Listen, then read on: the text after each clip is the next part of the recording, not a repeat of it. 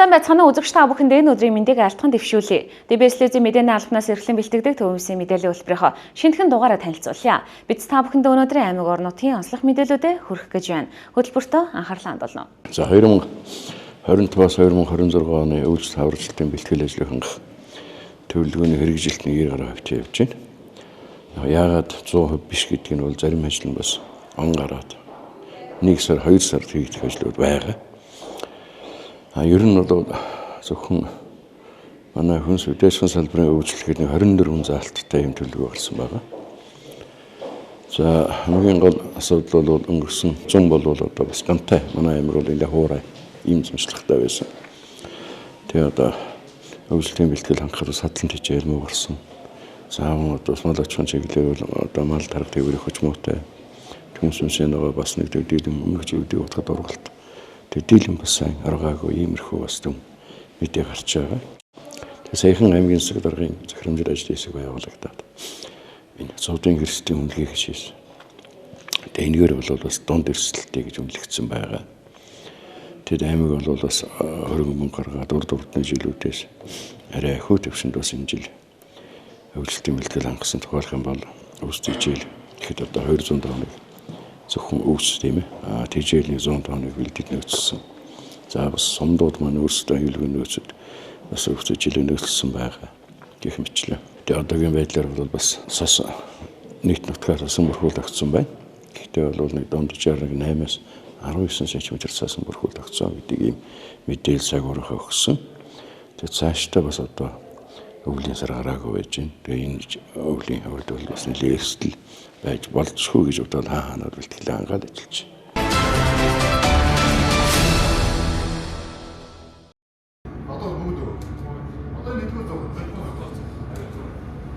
За өнөөдөр Дархан дулааны цэцлэгээ станц цэцэд компани үйл ажиллагаа үйлчлэлтийн бэлтгэл ажилтнаа танилцлаа. Тэгэхээр компани удирдлагын зүгээс өгж байгаа мэдээлэл за зуны тэг зогсолтын үеэр үйлчлэлтийн бэлтгэл ажиллаа бол 100% төлөвлөгөөт ажиллаа бол 100% хийж гүйцэтгсэн. За энэ өвлийг ямар нэгэн одоо бэрхшээлгүйгээр даван туулах бүрэн боломжтойгоо илэрхийллээ. За бид нар бас үйлдвэрлэлийн үйл ажиллагаатай танилцлаа. За өнөөдөр одоо нийт ашиглах ёстой 100-ныхаа 80 орчим хувийг одоо ашиглаад за турбин генераторууд маань хэвийн үйл ажиллагаа явуулж байна. За нөөцний нөөц бол 18 хоногийн нөөцтэйгээр үйл ажиллагаа нь хэвийн чигт явж байна.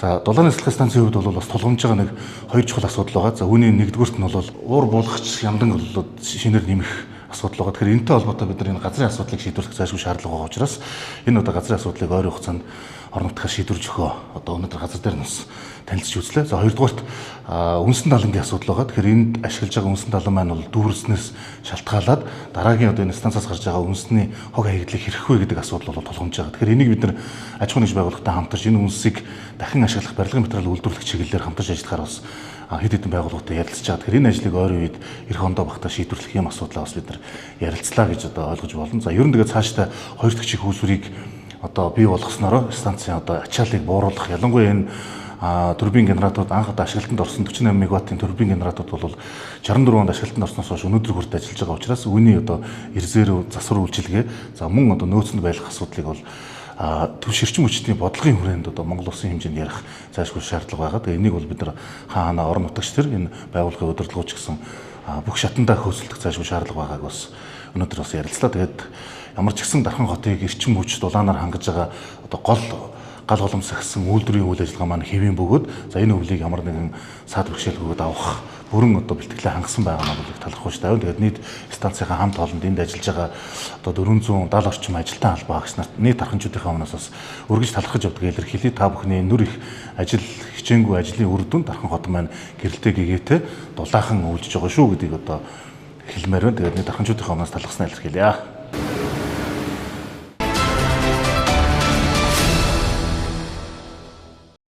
Өнөөдөр Дархан аймагт залуу улс судлаачдыг дэмжих сангаас зохион төрийн бас байгууллагаас зохион байгуулж байгаа худалдаа авах ажиллагааны одоо мэрэгчлэтнүүдийг чадахжуулах за бас давхар хилцүүлэг байдлаар ингээд сургалтыг зохион байгуулж байна. За энэ маань ямар ач холбогдолтой юм бэ гэхээр нэгдүгээрт одоо бид нар 26 оны төсөв маань батлагдах гэж байна. Тэгэхээр 26 оны худалдаа авах ажиллагааны ажлууд эхлэх гэж байна. Энэтэй холбоотойгоор аймгийн хэмжээнд 4 сумдаа хамруулад ингээд энэ сургалтанд мэрэгчлэтнүүд тийм ээ ажилтнууд иргэн төрийн бас байгууллагын төлөөллүүдийг хамруулж байна. Үндсэндээ хуулинд маань бас тий өөрчлөлт орж байгаа шинжилсэн хариулга маань бас ингээд өргөн баригдаж байгаа яг энэ үед энэ дээр бас нэг онцолж хэлэх юм юу гэхээр хиймэл оюун ухаан гэдэг энэ ойлголт орж ирж байгаа. Ер нь одоо яг орчин үед тийм ээ одоо захин технологи хөгжснөөр худалдаа авах ажиллагааг ил тод нээлттэй шударга явуулахын тулд энийг бол ашиглах нь зөв зүйтэй гэдгийг одоо ингэ шинжилсэн найруулгыг тийм ээ ажлын хэсэг ингэж үзээд ингэж өргөн барьцсан. Яг энэ мэдээллүүдээ бас энэ худалдаа авах ажиллагааг зохион байгуулж байгаа за энд оролцдог энэ хүмүүстэй бас ойлголт өгөх хэрэгтэй. Дээрээс нь бид нар худалдаа авах ажиллагааг зохион байгуулахад тулгамдж байгаа асуудлууд байна. Хуулийн дээр байдаг, дүрм журам дээр байдаг, хэрэгжүүлдэг. Гэхдээ амьдрал дээр бас өөр кейсүүд гарч ирээд идэг. За дээр нь хяналт тавьж байгаа газрууд нь заримдаа зөвч юм шиг, заримдаа буруу ч юм шиг тийм ээ ийм ингэ шийдвэрлэгдсэн маш олон кейсүүд байдаг.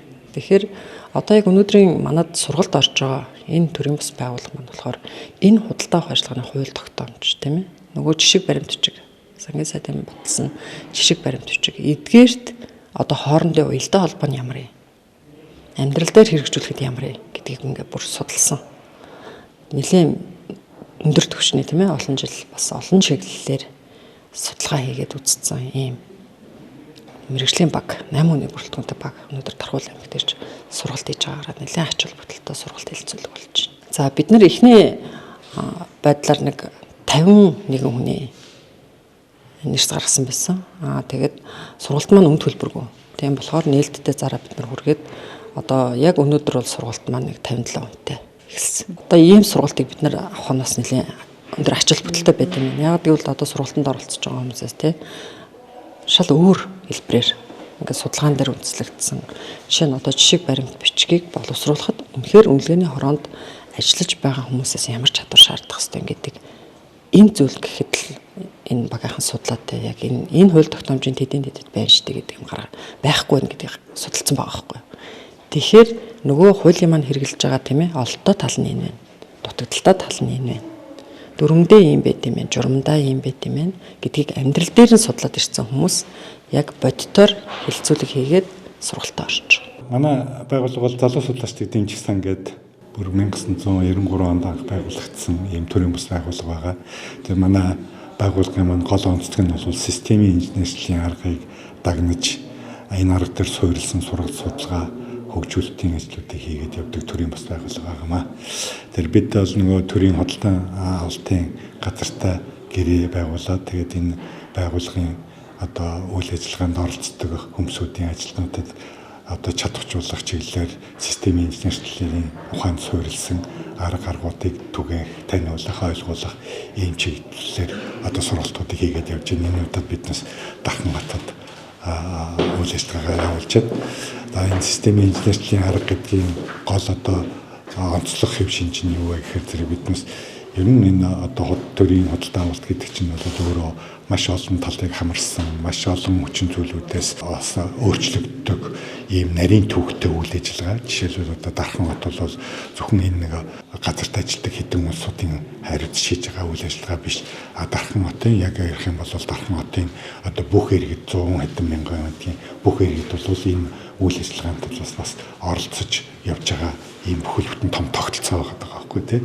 Тэгэхээр энэ том үйл ажиллагааг бүтнээр нь цогцоор нь одоо бүх иргэдийг хотын одоо том тогтолцоогоо бүтцээр нь харж одоо ямар асуудлууд тулгарч байна уу тэр асуудлуудыг шийдэх шийдлүүдийг бид системийн инженерийн аргаар ямар аргуудыг одоо гаргаж хэрэгжүүлж болох уу гэдэг боломжийг л таниулах чиглэлээр судалгаагаа хийж байна. Гэхдээ яг мэдээж энэ 6 цагийн хугацаанд бол одоо биднес бүх хүмүүсийг айгүй гоё системийн инженерийн аргыг хэрэглүүлээд сургацна гэж байхгүй шүү дээ. Тэгээ бид бас нэг энэ удаагийн биднесийн хийж байгаа сургалтын маань нэг онцлог онцлог зүйл нь бол бид нэг онлайнаар энд ярьж байгаа ярьсан хичээлээ олон цагийн бас эн чинь одоо стандарт модуль сургалтын модулууд байгаа. Тэрнийг онлайн тавьчихсан. Тэр энэ сургалтанд хамрагдж байгаа улсууд маань бол бас таашаа үргэлжлүүлээд дэлгэрүүлээд үзэх ийм боломжтойгоор сургалтаа явуулж байгаа. Нөгөө талаасаа бол өнөөдрийн хувьд бол би яг нөгөө нэг систем гэж юу, инженерчил гэж юу. Энэ маань та бидний өдөр тутмын одоо явуулдаг оюун санааны үйл ажиллагаанд одоо яаж нөлөөлдөг гэдэг талаар суур ойлголтуудыг илүү өнөөдөр өгж байгаа. Тэгэхээр гол одоо өнөөдрийн сургалтаас миний хүлээж байгаа зүйл маань бол би одоо энэ үйл ажиллагаа ажлынхаа байран дээр явуулж байгаа үйл ажиллагаа гэдэг чинь хамгийн түрүүнд ихтэй би боддөг юм байна. Миний бодол маань бас тодорхой дэг журам, дүрм журманд захирагддаг байх ёстой юм байна гэдгийг л ойлгож авчих юм бол миний хувьд бол өнөөдрийн сургалтын маань гол зорилго биелэгдэж байна гэж үздэг гэдэг.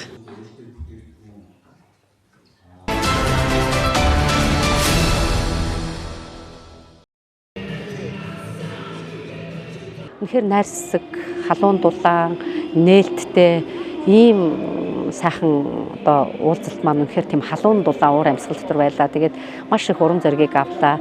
Тэгээ одоо би яг энэ дархны аренад одоо энэ зааландаа их сууж байна. Тэгээ энэ тайзан дээр дуулна. Энэ тайз гэдэг бол бидний хувьд бол бид нар энэ тайз өөрөө алтан тайз гэж бид нэрлэдэг. Тэгээ энэ алтан тайз энэ бидний энэ он жилүүдэд дуулсан уран бүтээлийн өв, уран бүтээлийн маань одоо гайхалтай одоо он жилүүдэд дуулагдсан дуунууд маань эгшиглэж байна. Тэгээд United энэ дархан United Arena гэдэг энэ заал бол үнэхээр сайхан заал байна. Сайхан заал байна. Тэгээд бидэнд бас энэ бүх зүйлийг ингэж бас зориулж, бэлтгэж, биднийг ингэж бас дуудаж, урьж авчирж байгаа дархны одоо энэ United Arena-гийн одоо зориго болон энэ одоо энэ байгууллагын хамт олонд бас чин сэтгэлээсээ талархаж байна. Тэгээд 11 сарын 14-нд орой 20 цагаас тоглолт маань болох гэж байна. Тэгээд энэ тоглолтондоо дарханчууд та бүгдийг урьж байна. Тэгээд энэ бол төвийн бүсүүдээс ирэх маш олон одоо үзэгчид бас зорж ирж байгаа. Улаанбаатараас ч гэсэн бас хүмүүсүүд бас одоо бол фэн, шүтэн бишрэгчид маань бас зорж ирж байгаа учраас та бүгдийг үзэгч олонныхоо зүрх сэтгэлийг асаах тоглолт маань бэлэн. Зүрх юугаар асдаг юм бэ? Хайраар асдаг. Зүрх юугаар асдаг юм бэ? Өгөөмөр сэтгэлээр асдаг. Зүрх юугаар асдаг юм? Зүрх уучлалаар асдаг тий. Зүрх хайр, баяр хөөр, амар амгалан, урам зориг, хүч чадал тэр бүх зүйлээр зүрх тэр нүдэнд харагдахгүй, гарт барихгүй тэр зүрх сэтгэл, хүний тэр сэтгэл мэдрэмжин дотор байдаг тэр зүйлээр хастгаа гэж боддог. Тийм учраас энэ үеч ирэх улсууд зөвхөн ганцхан одоо ингээд дуу хөгжим сонсох биш. Тэр бүх зүйлээр одоо миний энэ хэлсэн энэ бүх зүйлээр та нарын зүрх дуу хураар дамжин, бидний энэ хөгжмөөр дамжин, бидний энэ тоглолтоор дамжин хүн болгоны зүрх сэтгэл нэгдмэл байдал дотор үнэхээр хайраар асаасаа зүрхнээс зүрхэнд энэ тоглолтоо хүмүүсүүдийн зүрх сэтгэл сийлэгдээсэ, дурсамжийг бүтээгээсэ гэж хүсэж байна. Ер нь энэ тоглолт маань бас яг ерөнхий концепц нь бол зүрхнээс зүрхэнд гэсэн урайтай байгаа. Тэгэхээр бас зөвхөн ариун наймчаа яриа тоглох биш, зөвхөн бүжигчд хамт олонтойгоо ирэх биш, дарханчуудтайгаа хамт энэ тоглолтыг бүтээе гэсэн зорилготой байгаа. Зүрх асан тоглолтын, шоу тоглолтын ер нь бүх үндсэн багууд ирж байгаа. Үүгээрээ бас энэ тоглолт маань онцлогтой, сэлэн эрдэнэт гэдэг яг энэ төвийн бүсийн яг том арена гэдэг утгаар нь бид нар бол ирж байгаа. Тэгэхээр бас яг энд бас ийм том одоо урлаг соёлын солилцоо хийгдэх боломжтой энэ арена бол байгуулагдсан нь бас маш их баярлж байгаа. Зүрх асан төсөл маань баг өнгөрсөн жилийн 10 сард эхэлсэн. Энэ төслийн гол зорилго нь бол хүн болгоны зүрхийг асаая. Энэ юугаар бид нар асаах вэ? Дуу их шиг, дуу тий. Үдийн гоё хамт нэг юм байбан дээр авчи гэсэн хамгийн гол философитой. Тэгээд манай өрөө бол зүрхнээс зүрхэнд гэж байгаа. Тэгэхээр бас энэ төсөл маань бас ингээд үргэлжлээд бас яг дараагийн яг энэ локейшн одоо дархан аренад үрж байгаад бас маш их таатай байгаад байна.